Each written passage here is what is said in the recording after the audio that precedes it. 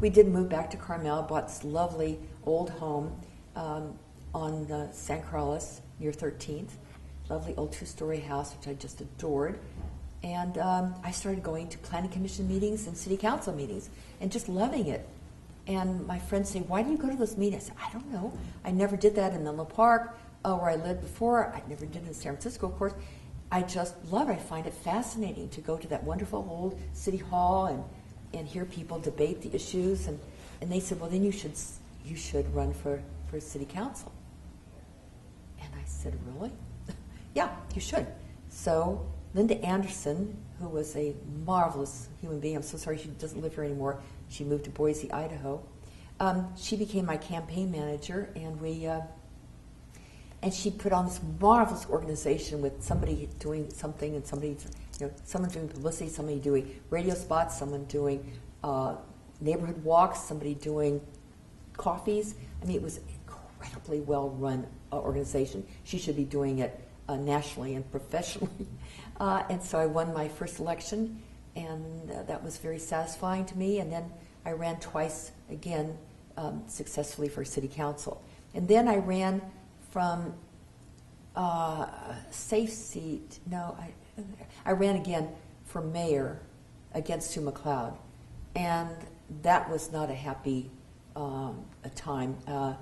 She really was much stronger candidate, and in retrospect, of course, I think a much better mayor, because she gave it so much of her time. And then I started to lose my vision. I have macular degeneration. It's called geographic macular degeneration, where I can't see faces. I can't see your face or your face, and I can't read. So that would have been a very difficult situation. Although years ago we had a mayor, totally blind mayor, Eben Willisley, who went around town with his guide dog, on one of those leashes. And he was mayor. I guess he had someone reading to him all the important documents, and he did quite well, I believe. So that ended my political career. And then I was always interested in the Carmel Residents Association. I find it a wonderful, wonderful group of people who are dedicated to preserving the special character of the village. And I was asked to serve on the board, and then I was asked to become president, which I am now, and have been for the last 8 years. So I find it very rewarding. I love it. Wonderful. So it keeps me going to city council and planning commission meetings. And when your friend convinced you to run for the first time, what year was that? Oh, that was 1992. And what was your experience of that campaign? What was that experience like for you? Exhilarating. It was exhilarating. I love meeting people. I walked the neighborhoods. I think I walked every street in Carmel, including all those, to me, sort of obscure streets, up above on the north end of town, off of Paloux and North Casanova, and all those, North San Antonio, all those streets that are on the little hillies. Knocked on doors. If I didn't see people answer the door, then I'd leave my literature for them to read. People said they really enjoyed knowing that I did walk and knock on the doors. Today, that's not such a good idea, because over 60% of the houses are not occupied by full-time residents. They're occupied by people who don't vote here. So it's not a good idea to spend that kind of energy, sadly. Sadly. Mm-hmm. Do you remember your first council meeting when you won that term? Well, I wish I could say so, but I think it was all very much of an exciting blur. Ken White was mayor, and I always call him my mayor. And so it was, I had a friend, David Meriday, and he said, Barbara, you'll find that when you're in the public spotlight, the best of you is going to show up, and the worst of you is going to show up. And I thought, oh dear. So I think the worst of it was I just was too, well, somebody said to me, you wear your heart on your sleeve.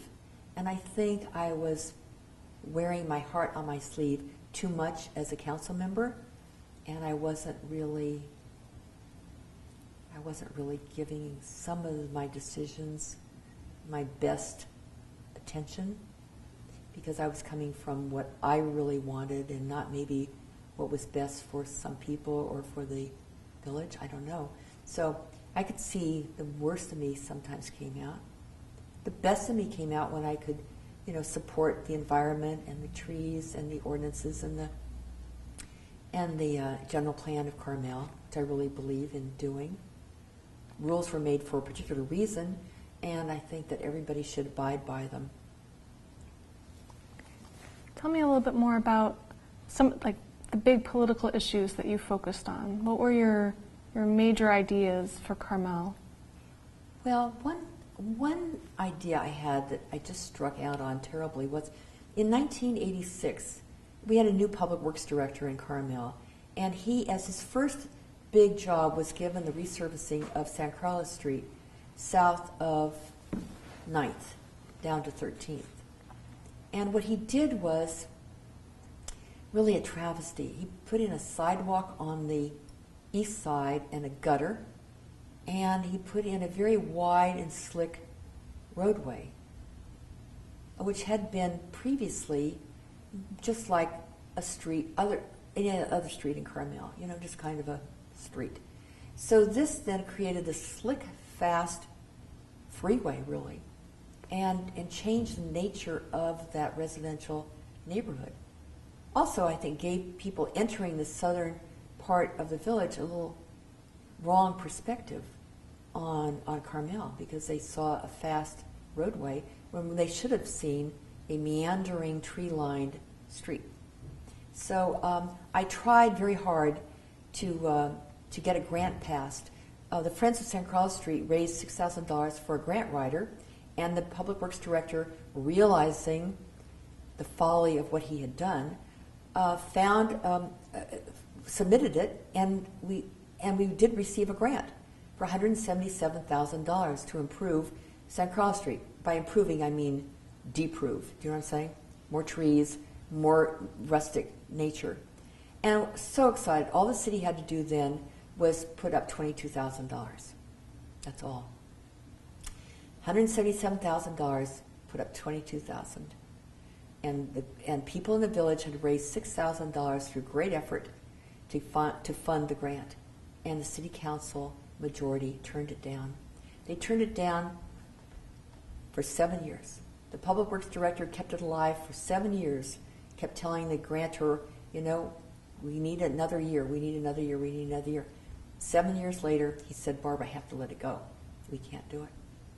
So that was something that I was terribly sad not to have seen come to fruition. And I still regret it. You say that this road, as it stood, kind of changed the character. I think so. When people enter from the south, they come up on a county road. Rio Road is a county road. And then they pass the Carmel Mission. Just about at that point, coming into Carmel, the road changes and narrows, and it becomes more tree-lined. And then there's a little curving way, so you sort of curve around this narrow roadway, tree-lined, and then you come to San Carlos Street. And then you turn, and look, what do you see? You see an absolute straight right-of-way. And so everybody goes, vroom, and they just, gun their motors, and off they go. So visitors are getting the wrong idea. They start with a good idea of that little twisty road, from the Mission to 13th. That's nice. We're entering a village. And then they get to San Carlos Street with a fast road, and that changes the whole aspect. That's my thinking. I had all kinds of good friends who I had, like, for instance, David Meriday had been on the city council, and he was a wonderful source for me to ask questions about, not about how to vote, but background information on various issues. So people like that, Howard Brunn was another one. So there were people that I knew as friends that I could rely on. I don't know if there was anybody other than my circle of friends that I knew had experience serving on. Jim Wright certainly had a lot of experience. I used to consult with him, that kind of thing. Former council members. Okay, well that's perfect. A wealth of information at your fingertips. Mm-hmm. Would you tell me a little bit about your experiences just being on the council? You were on the council for how long?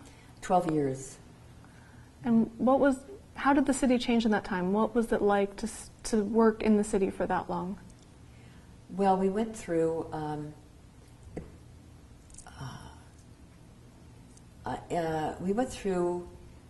8 years, I think, of fairly good work.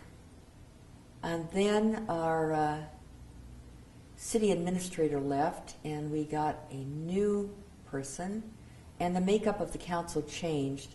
So I think I was one of the few really just pro-resident members of the city council. So I found myself really, I think, on the odds with some of them in terms of my understanding of what Carmel should be like. I think people were interested in developing it more commercially. They were interested in money over over keeping it a sweet little place. Okay. Did those changes factor into your decision to run for mayor at all? Yes. Yes. As I say, I don't think I would have been a good mayor. I don't think so. I could have surprised myself, but at any rate, it was not to be. And as I say, my macular degeneration really kicked in. So that was anyway. Everything works. Everything works for a reason. Fair enough. Mm-hmm. May I ask about your decision to leave, to not run again for office at the end of your term in 2004, I believe was the year? Well, it was a sweet moment, but I am a realist. I'm a pragmatist and a realist.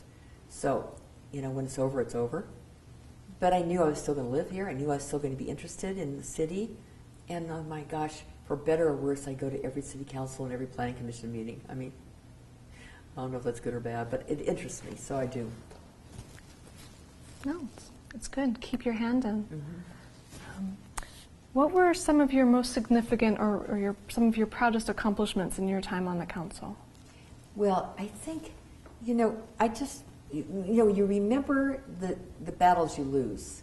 And I remember there was this little old house, darling little historic cottage in Tortilla Flats up there off of Monterey Street, northeast section of town. And a man came to the Forest and Beach Commission and said he wanted to cut down this magnificent redwood tree because it was raising the foundation of this little addition that had been made to the cottage.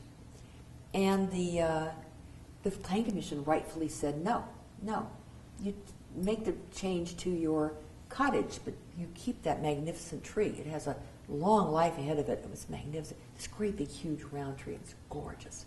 Way up there in the sky. It added to the whole neighborhood. Trees add to the house, they add to the block, they add to the neighborhood, they add to the city. So it came as an appeal to the city council. So we all went up there to look. The addition, the tree had already been there, so these people built this addition right on top of the tree. And it was the cheapest addition you'd ever seen. It looked like it was made of cardboard. And of course the floor had raised in one part. And I remember Ken White, the mayor, had brought a marble. So he put it in one corner of this floor and it rolled, of course, down the other. That's to prove his point that the tree had raised the floor and must come down. I couldn't believe it. Honest to God, I couldn't believe it. I couldn't believe it. I said, no, you don't understand. You've got to save the tree. The tree, as the Forest and Beach Commissioner said, is worth way more than this addition to the house. A man heard about this. He heard Rush Limbaugh say, Barbara Livingston said, the tree is worth more than the house. Is that ridiculous, he says. It wasn't my quote, it was Forest and Beach Commissioner's quote, but I had quoted it. And a man living in Southern California heard that, and he wanted to find out. He was a tree person, he was an arborist. And he flew up here on his own will and volition, looked at the tree, came to council and said, you cannot cut down that tree. You cannot cut it down. It is absolutely magnificent. It adds so much to the village. But the city council voted to cut it down, and I lost that. So I remember the things I've lost rather than the things I've won.